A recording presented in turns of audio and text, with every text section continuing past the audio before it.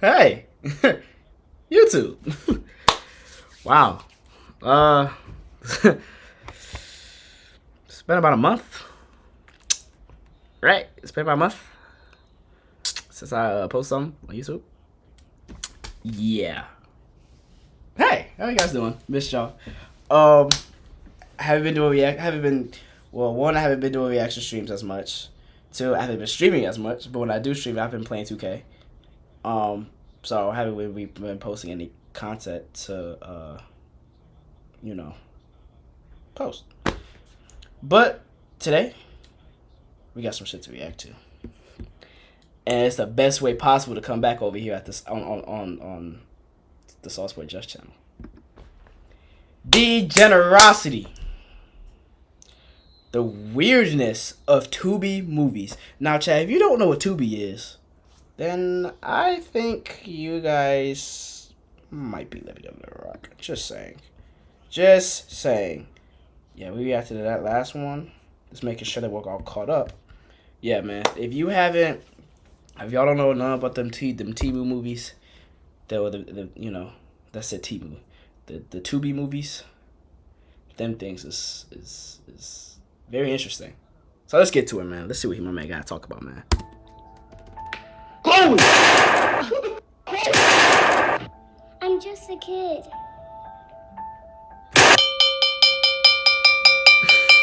Movies. A magnificent visual art form that can show the riveting story of one's life or journey. They can display the harshness of someone's struggles and the beauty of someone's rise. That was such a crazy way to start the video. That is such a crazy way to start the video, bro. Like, what? Man, especially as a guy that's currently technically a film major or a production major, that's terrible. Not just terrible acting, but terrible production. Like, for real.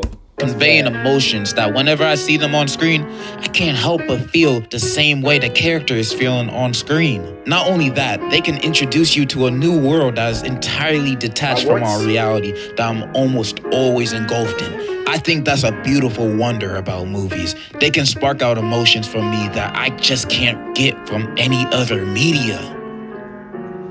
But what kind of deep emotions does movies like this spark for me? Of course, just like with everything else in existence, there's a not-so-good counterpart to movies. And these counterparts could be found way easier nowadays since most blockbusters nowadays aren't really that good anymore. Like, y'all making so many superhero movies nowadays. When are you guys gonna make the Black Bomber superhero movie? I need that. I'll see that in theaters 3 times in a row. Y'all show my boy no respect, and yet y'all gonna produce the 18th billionth Fast and Furious movie. Ain't nobody wanna see that? And streaming services be producing half the slop we be consuming nowadays. You can find many of them on Netflix. There's a ton of banger movies on there. But after seeing it on TikTok from time and time again, it seems like there's a streaming service that is a gold mine for not only B movies, but low quality looking, $50 budget, filmed on a Motorola looking ass movies. Tubi. And when finding this out, my curiosity got the best of me. I needed to see this. And when I checked it out, I was not only amazed, but I was perplexed on how amazing these movies are. Some of these movies will make Martin Scorsese reconsider what true cinema is. And this bitch is sitting on my living room couch. You the only one with a key. What are you talking about? Tiffany the dog. Boy, I don't even know what you're talking about. I haven't been there in a week. Where the fuck did she go? Tubi, if you ain't know, is a streaming service like the others, but unlike them, out of their original catalog, they have great works of arts like Bad Cat, Mary Finger Kill, and Shark Side of the Moon. You know, absolute classics that everybody knows. But outside the originals they produce, Tubi also has a big catalog of B movies. Not the jazz one, but low budget and indie movies. It has a whole bunch of films made by everyday people like you and me, since anybody can make a movie nowadays. If you got a camera, you can make a movie. The thing is, a lot of these films don't look the best or sound the best, or even make sense half the time, but that's okay. Nah, These none of people them made and created a movie that they're so proud of that they released it to the public for all of us to watch. There's no better accomplishment than that. I'll be talking about one movie today, and that movie is titled Love Beat the Hell Out of Me. And today, I'll be going through and over these movies, just so you guys can see a glimpse of what I saw of what Tubi has to offer. By the way, this ain't sponsored by Tubi. They ain't paying me jack to do this. But if a Tubi exec is watching this, my pockets are open. Just like how my pockets are open for today's sponsor, War Thunder. War Thunder is the most comprehensive vehicle combat game that was ever made in the history of mankind. Play more than 2,000 tanks, planes, helicopters, and ships in dynamic, combined armed PvP battles. Every vehicle is incredibly detailed and modeled down to their individual components, offering a highly immersive combat experience. And if you're a warhead wanting to play this game, you're in luck. The vehicles in War Thunder span more than 100 years in development, from the 1920s to the present day. And it has an in-depth customization for vehicles, apply hundreds of different camouflages, place historical markings anywhere on your machines, as well as 3D decorators such as bushes and equipment. My favorite kind of tank in the game is this one right here. So what you waiting for? Download War Thunder now. It's free. Whether you got a PC, PlayStation, or Xbox, you can get it. Use my link in the description and download it now. All right, let's get this started. I gotta go to my BBL appointment later. So the movie I'll be talking about is Love Beat the Hell Out of Me. Now, I'm not sure this movie is trying to be a sequel or a remake to the 2000 movie with the same title starring the original War Machine, but honestly, my research ended there. I ain't watching both movies. The movie starts off with the beautifully done studio logos and title card with some MF Doom song playing in the background. I don't know, I've only heard them from TikTok. And right at the start, we get introduced to our two main characters doing it. Okay, why start off a movie with a sex scene? Why? You instantly make it awkward when I'm with my family. Anyways, our two characters, Renee and Antonio, are happily married. They got a kid and they're doing fine, I guess. Then we cut to Antonio's job at his office and he already acting like a demon.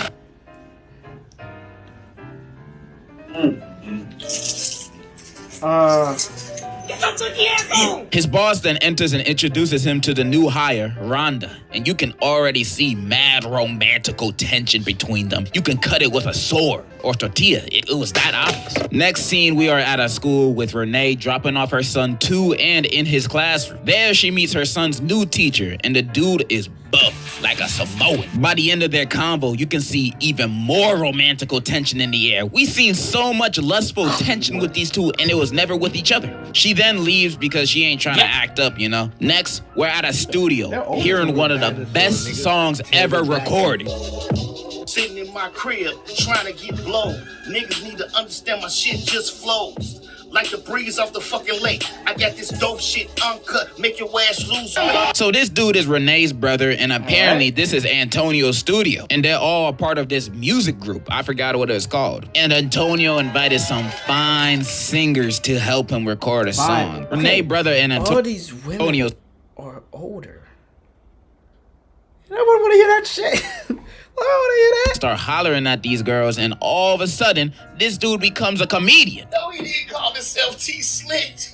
For real? This candy man looking goofy. Yeah, say my name 3 times, motherfucking watch for that. Yeah, how dare you?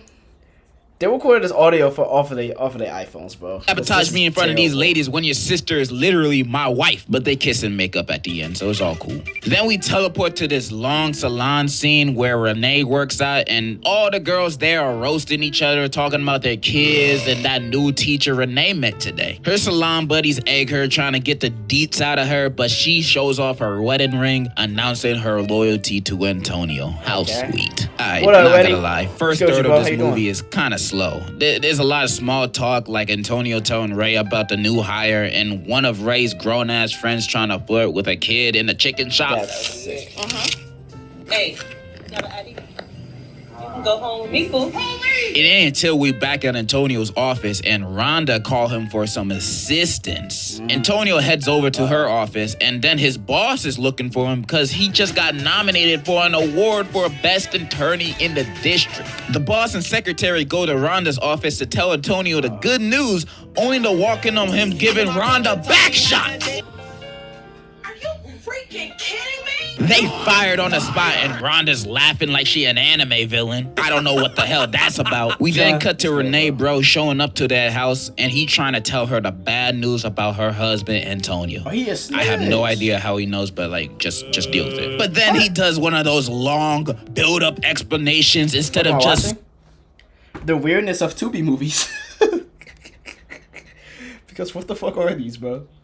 It's Degenerocity, bro. You know what he be all. saying what the husband did. Just say he cheated. Your husband ain't the man you think he is. Then Antonio walks in last second, right before an actual explanation, of course. I hate when characters do that in movies. Just spit it out. Spit it out already. Then we cut to Renee visiting Antonio's old job because she just wanted to see her husband, being a working and strong man. Only to find out this man hasn't been working there for 2 weeks. She obviously mad, but then the boss tells her the real reason why he got fired. Then she gets even more mad. You Miss Chambers. Renee, you the job of everybody that work up in here, your nosy ass secretary. Renee. We then cut to Antonio making music with that singer he met earlier. Then they start I'm not gonna sugarcoat it. My guy really said, I already cheated once. I might as well do it again. This man too old to be keeping up with this. He finally confronts him about his cheating, his job, and she is tired of his dishonesty. You need to calm down. Stop telling me to calm down. This man just starts going Chris Brown on her and starts chasing her with a gun like he John Wick in the most intense chase scene I've ever seen in a movie. Bro, come on, dude. This Tubi movie's getting out of hand now. He could just, he could just shoot. She falls and he brings her back home and threatens her, saying, you better not leave me or I'm gonna go crazy. And he's also a crackhead now, I guess. Next scene, her brother show up and sees her face. Super worried, he asked, who did this? And she's like, Antonio, but we're not together no more, so there's nothing to worry about. But he wasn't having it, and he was gonna deal with it on his own. Bro waits for Antonio to pull up out of his car to drive by his ass. Hey, Antonio, you been beating on my sister? Yeah, that's my work. What the fuck about you? That's your business. It's my business. Don't take that mother. Get the fuck off my sister. And in Antonio's dying breath, he licks his lips and then dies again. Can't be seen having chapped lips around the hose. Then we cut to his funeral, which is mad empty. Not even his son showed up. Nobody liked this nigga, I guess. And Renee crying like he ain't just beat her ass 5 minutes ago.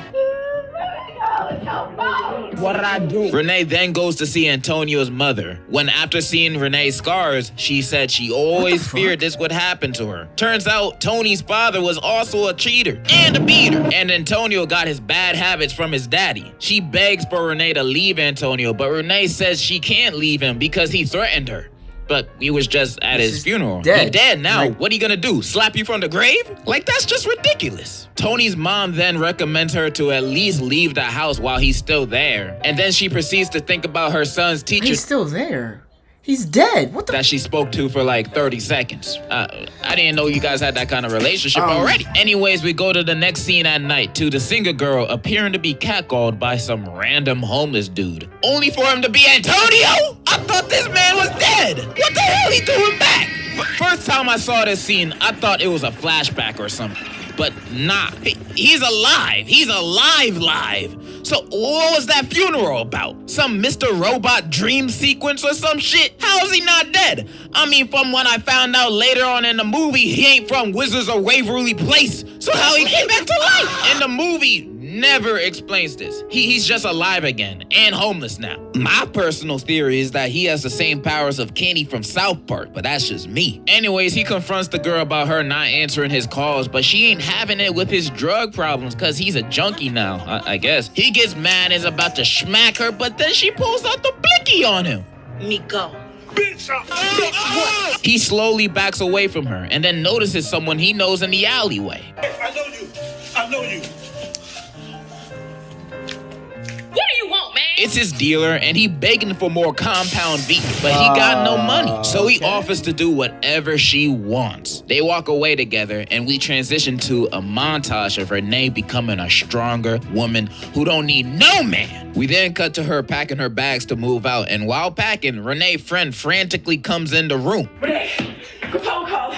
We need to go get Antonio now. Get him for what?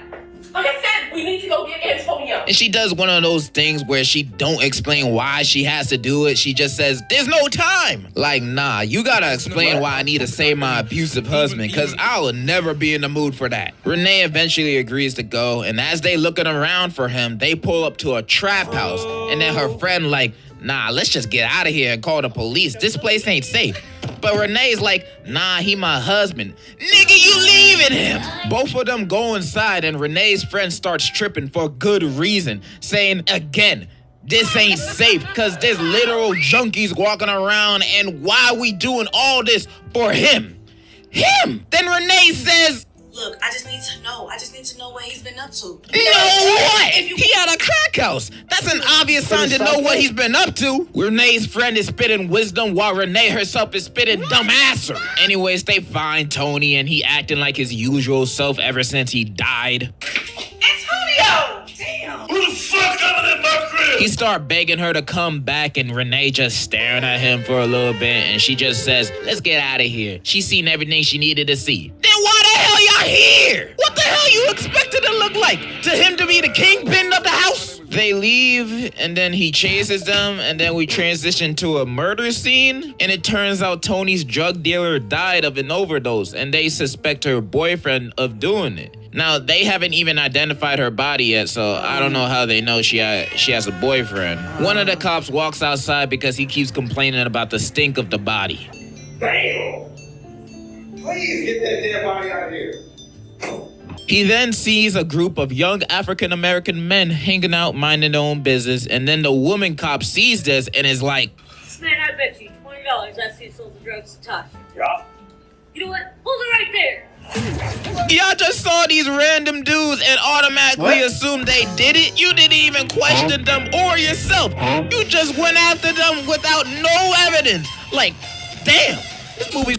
Chat, I'm losing brain cells watching this. Oh my god. Oh my god. Jesus Christ.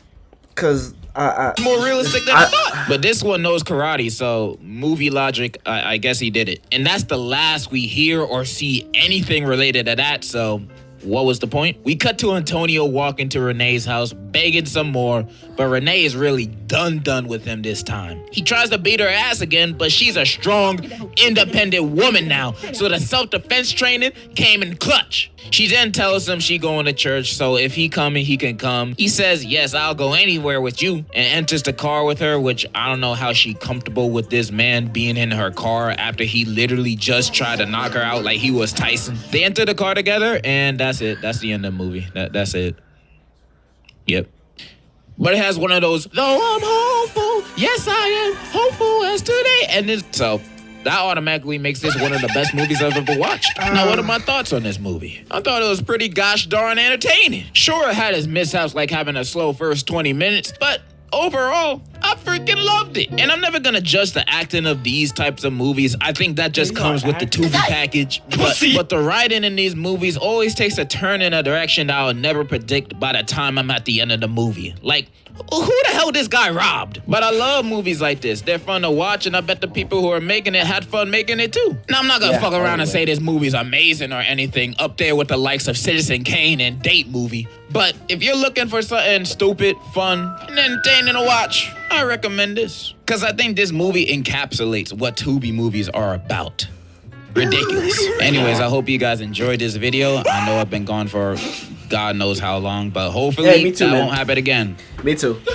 Hopefully. But I still 100% definitely love all of you guys. I love you. I love you. Also, thank you, War Thunder, for sponsoring this video. Remember to click my link in the description to download the game for free on PC, Xbox, or PlayStation. Thank you, War Thunder, for the sponsor, so I can keep my lights on and not be homeless. Anyways, that's all I wanted to say. And in conclusion, I love you. Thanks, buddy. Back on my grind. Thanks, buddy. Love you, man. Chat W video, bro. Shout out to Degenerocity, man. That nigga's funny as hell. But yeah, that really sums up Tubi movies, bro. Cause I lose brain cells trying to watch a Tubi movie. That's why I just don't watch it. So yeah.